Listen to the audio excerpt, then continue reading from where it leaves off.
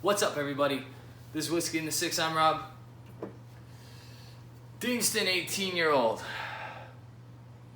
Alright. Unchill filtered, no added color, bottled at 46.3%. This one is finished in ex-bourbon casks, but spent most of its life in European hogsheads. Probably second or third or even fourth fill. Alright, so like I said, this is the 18-year-old. There is a cognac finish that I'm really looking out for but cannot find anywhere. It's supposed to be really, really good. I haven't tried it, obviously. I've only had about 3 drams out of this one. I split this bottle with a buddy, so he'll be getting the second half. I might be generous and give him a little bit more than the second half. We'll see. I did the same with this Longrow 18. I bought a second one for myself, but I split the one that we opened with my friend. So those will be returned to him shortly, and I will probably be reviewing those this week. So this will be released on a Monday, and then that one will probably be released on a Friday. And in between, I'll probably be doing a live with this Longrow Red 13-year-old.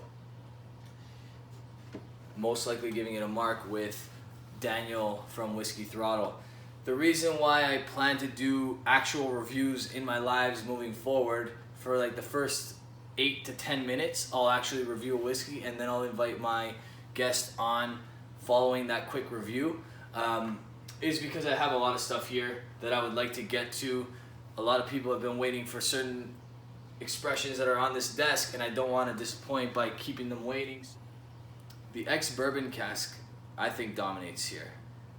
They finished it with Ex-Bourbon, and you can really pick it up on the nose. Vanilla it's like a buttery corn almost, which is kind of weird because obviously this is a single malt, so you would think that they're using a very high quality bourbon cask, probably first fill. Doesn't say, but that's likely.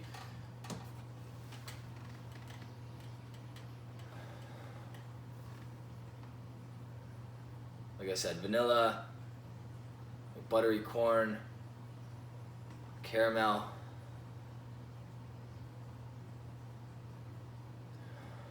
There's a maltiness to it, which is really nice. Like a dry oatmeal smell. Like before you add the water and put it in the microwave for 1 minute or however you do it.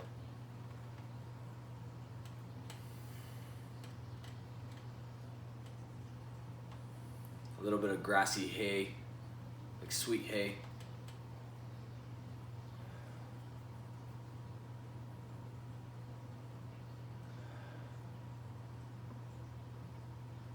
Really nice overall. A little bit oaky as well.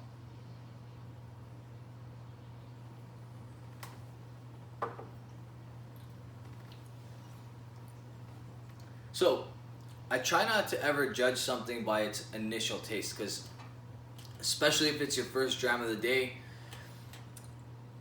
your palate is acclimating to the alcohol. It's getting used to something a little bit different than it's experienced most of the day, hopefully.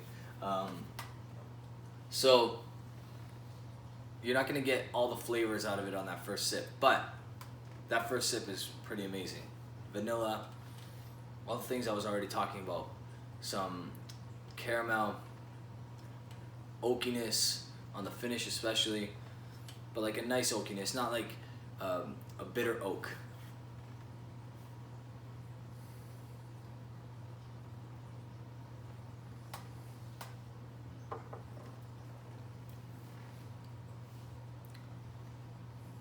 Really nice. Sweet, toffee, caramel.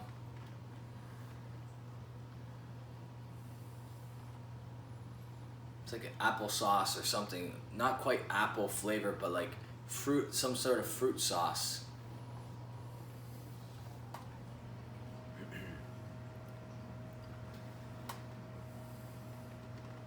And that oatmeal really comes through on the palate as well. I really like it.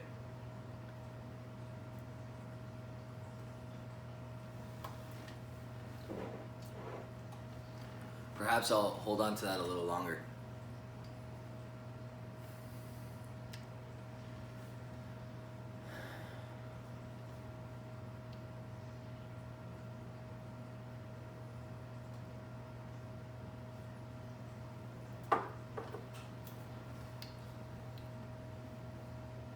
Really nice. So, the evolution of my palate. There was a time where I specifically looked for sherry aged whiskey. I think something's happened because it's not that I don't like sherry whiskey anymore, but I find it can be very powerful, very dominant. And sometimes when you're trying to pick through to get the essence of the spirit, that sherry influence makes it a little bit difficult. So I love to bring it back to stuff like this where you just get that pure maltiness and that pure spirit taste, that Deanston character.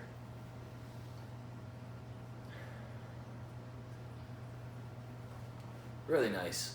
They have a farm on their logo.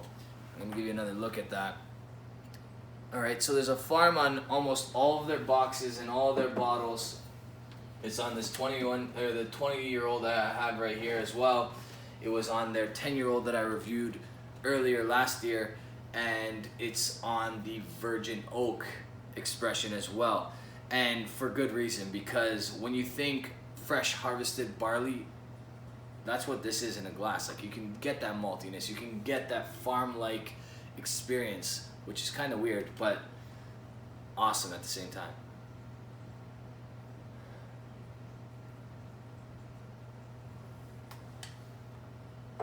You don't need to add any water. It's bottled at the perfect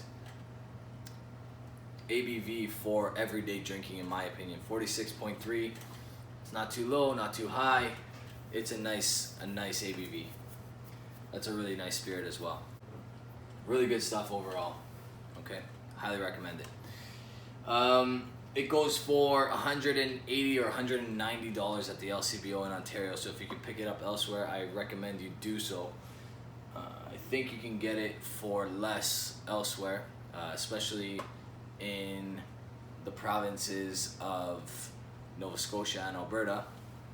And the US is definitely going to be cheaper than $180, $190 in my opinion, but it really depends on the liquor store.